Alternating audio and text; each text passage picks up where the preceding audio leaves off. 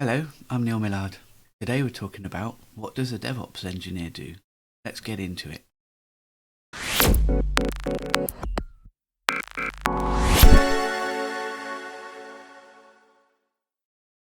I'm often asked, what does a DevOps engineer do? Well, it's a bit of everything. The classic symbol or logo lifted from somewhere or other.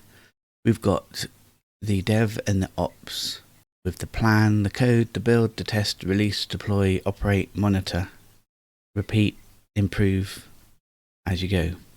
We can break this down into a few bits to make it simpler to understand. So, servers.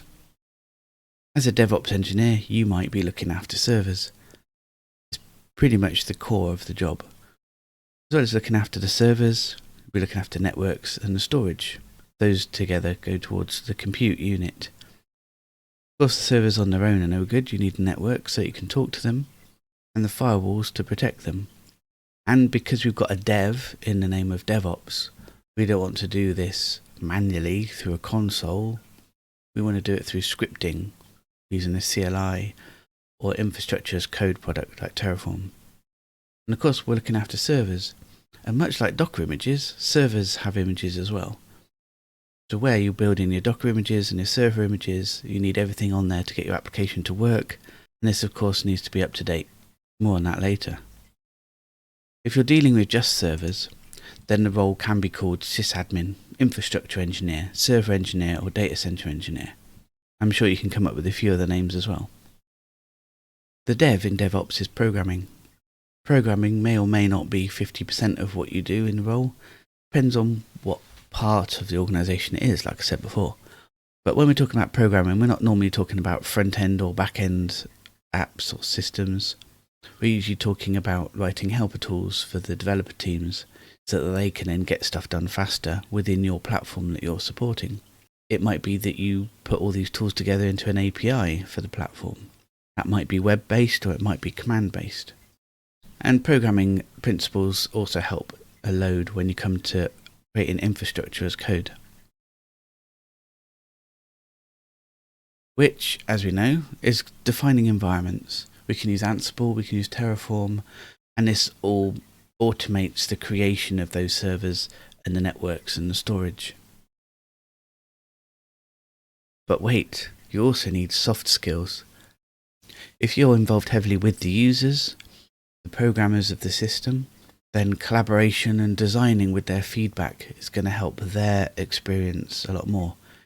In fact, there's a new term, well, maybe not that new, developer experience. More on that on another video. This is where we can really improve the life of the developers because some of them don't like servers, and we can provide tools in order for them to do their deployments easier. As DevOps, that's what we're doing. We're making the programmers' lives easier so they can get that service out so the users can get value from it immediately. And also a vital part is sharing the knowledge. That might be describing to the devs why a server is important. Maybe they need to do something slightly differently. For instance, using your server and network knowledge, you may be guiding the developers so that they can load balance their application properly. Automation. This is kind of like a steel thread that runs through all of the DevOps roles. As I said before, we don't really want to create stuff manually or through a console, so we want to automate it. This is also the main push of DevOps and why the developers want to talk to ops people and why DevOps is a thing. It's creating that continuous integration and continuous delivery. With automation, there are time and cost savings to be had. Automation's the answer. Some part of the software development cycle is boring, and automation can take these chores and simplify them. Let's let a developer check in code, then the system automatically tests and deploys it. Other parts of the platform can be automated, as mentioned earlier. A vital part of the automation is testing. You want to ensure that the code's working before you make it live to the servers. If you can trust your testing through the automation, you can deploy as often as you like, and just keep your eye on the dashboard. Automated testing is a must in this case, and there are frameworks to help achieve this. Security. The internet is a dangerous place to live. It's quite hostile for computers. You put an unpatched server up on the internet, and then it'll be cracked within a couple of minutes. This is why, even if you're creating a Docker image as well as a server image, you need to keep that stuff patched up to date. From the network side of things, you could get hit by a denial of service. So understanding how those work and to mitigate them is also useful. And the main part of security is keeping the sensitive stuff in your application, but out of the internet. Stuff like passwords and application secrets. And we do that by making sure that we're patching and running the latest version of the software. And finally, monitoring. An important part of any automation system, and any system that you can't see directly, is the monitoring platform. This is where we want to store the logs so we can see how it's working, progress, and sometimes when it goes wrong. The metrics, so we can understand how busy we are and whether we need to upgrade.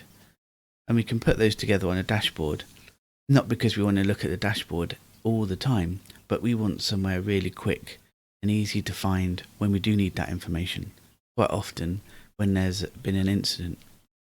So there you have it. There's a lot of roles for DevOps engineers, and it's rare to have to perform all of these tasks unless you're in a particularly small team.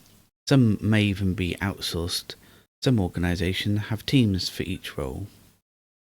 Ops, the servers, the networks, the storage. Dev for the tools, the scripts and the API. Developing and ops together, infrastructure as code.